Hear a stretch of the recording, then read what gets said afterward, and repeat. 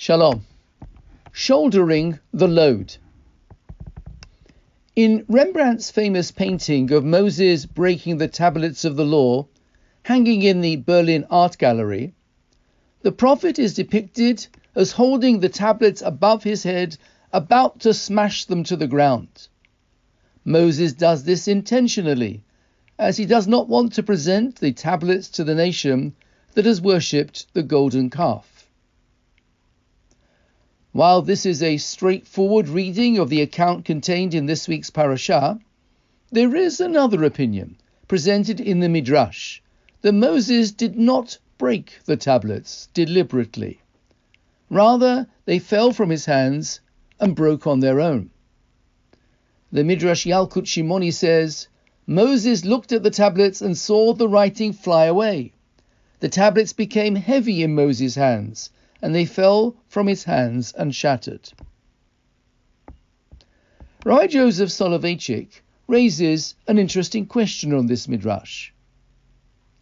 At a later stage, Moses is told by God to carve 2 blank tablets and carry them up Mount Sinai. As the verse says, so he hewed 2 stone tablets like the first ones, and arose early in the morning, and ascended Mount Sinai as God had commanded him, with 2 stone tablets in his hands. Apparently, climbing up the mountain with 2 tablets presented no difficulty for Moses. Yet coming down with the first set of tablets proved too heavy for him. Simple physics would suggest the opposite should be true. If we accept the Midrash's version, how can climbing up Mount Sinai with a load be easier than descending Mount Sinai with the same load?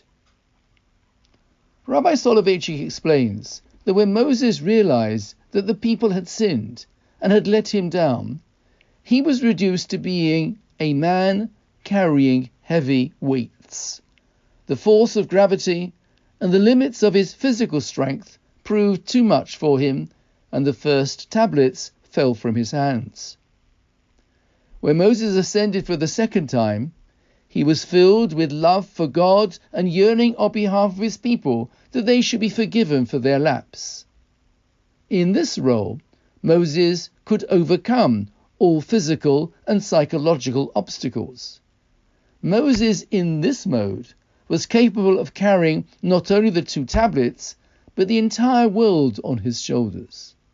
Shabbat Shalom.